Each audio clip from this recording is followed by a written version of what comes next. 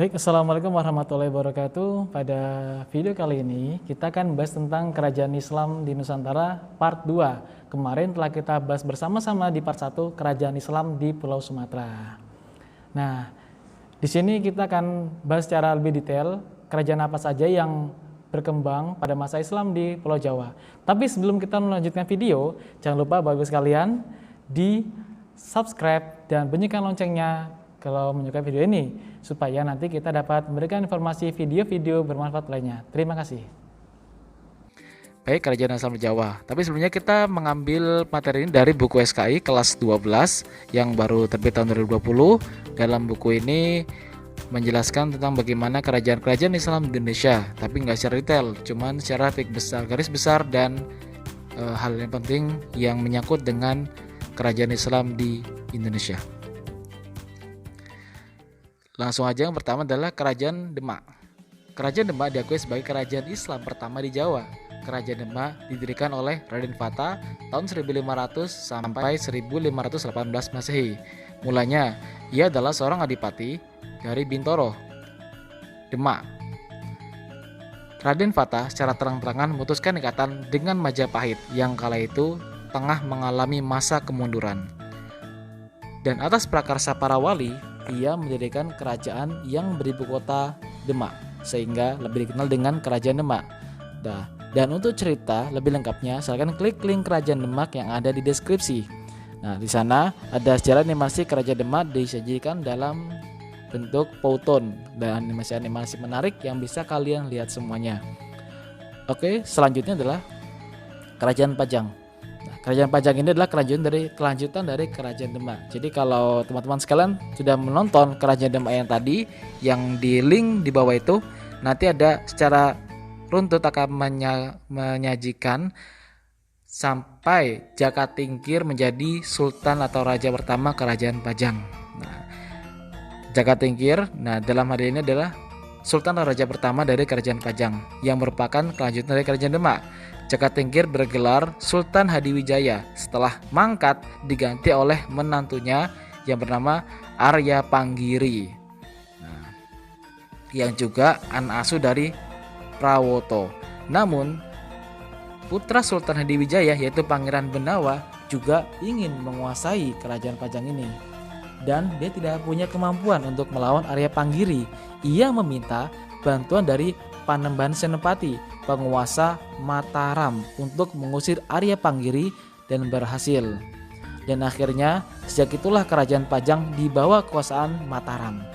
Perkembangannya selanjutnya, karena pada masa Sultan Agung bermaksud memberontak, maka penguasa Mataram menghancurkannya dan berakhirlah kekuasaan Pajang pada tahun 1618 Masehi. Yang selanjutnya adalah Kerajaan Islam Mataram. Raja pertama sekaligus pendiri Kerajaan Mataram adalah Sultawijaya atau dikenal dengan nama Panembahan Senopati. Kala ia menjabat, ia sering melakukan ekspansi ke beberapa daerah untuk mengembangkan wilayah. Bahkan, para penduduk di daerah yang ditaklukkan harus menganut agama Islam. Hal ini dilakukan demi mencapai keinginannya menjadikan Kerajaan Mataram sebagai pusat agama Islam. Sultawijaya diketahui menjabat selama 26 tahun lamanya, dari 1575 Masehi hingga 1601 Masehi. Selanjutnya di tahun 1601 Masehi dipimpin oleh Mas Jolang atau Panembahan Sedokrapya. Sayang, di tahun 1613 ia meninggal dunia karena gugur dalam usahanya ekspansi Kerajaan Mataram ke daerah Krapia, Yogyakarta. Posisinya pun digantikan oleh Sultan Agung Hanyo Krokusumo. Raja Sultan Agung Hanyo Krokusumo menjadi raja terbesar dari semua pemimpin Kerajaan Mataram. Pada masa inilah Kerajaan Islam Mataram mengalami kejayaannya.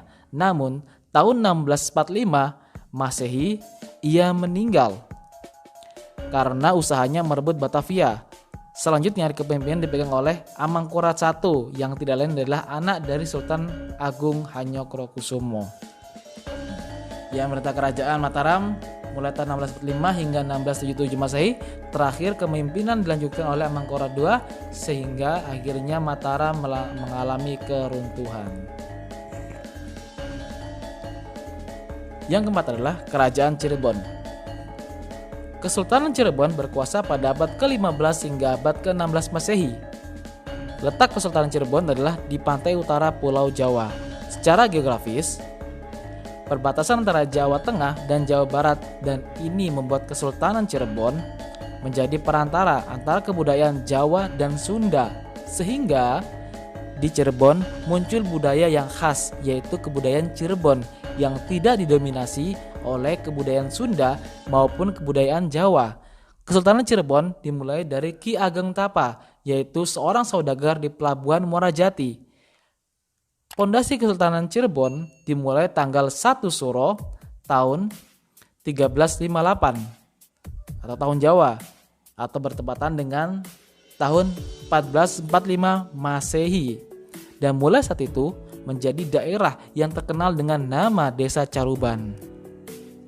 Kuwu atau kepala desa pertama adalah Ki Gedeng Alang-Alang dan wakilnya adalah Walang Sungsang. Walang Sungsang adalah putra dari Prabu Siliwangi dan Nyi Mas Subang Larang, putri Ki Gedeng Tapa. Walang Sungsang yang bergelar Cakrabumi diangkat menjadi Kuwu. Nah, Kuwu itu adalah kepala desa ya tadi ya. Diangkat menjadi Kuwu setelah Ki Gedeng Alang-Alang meninggal. Kemudian bergelar Pangeran Cakrabuana. Pangeran Cakrabuana mendirikan istana Pakungwati dan membentuk pemerintah Cirebon. Nah, ini jadi Pangeran Walang Sungsang bernama pertama Cakrabumi, dan setelah diangkat menjadi seorang raja, nah dia menjadi namanya diganti dengan nama Cakrabuana, gelarnya Cakrabuana.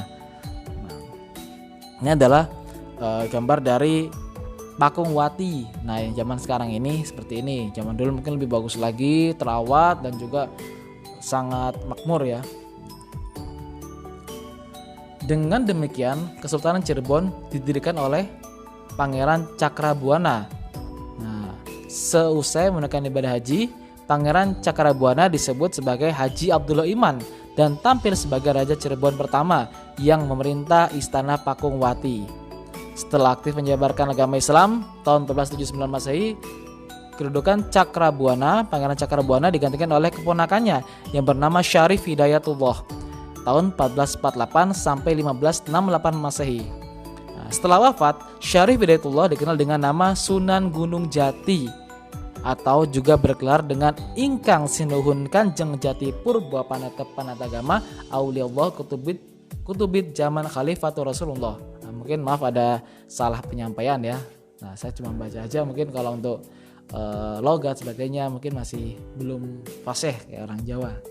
Pada perkembangan berikutnya ternyata banyak yang meyakini bahwa Syarif Hidayatullah adalah pendiri dinasti Kesultanan Cirebon dan Banten.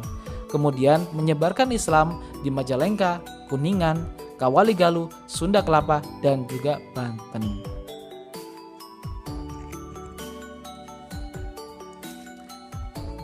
Dan yang selanjutnya adalah kita akan bahas tentang Kesultanan Banten atau Kerajaan Banten.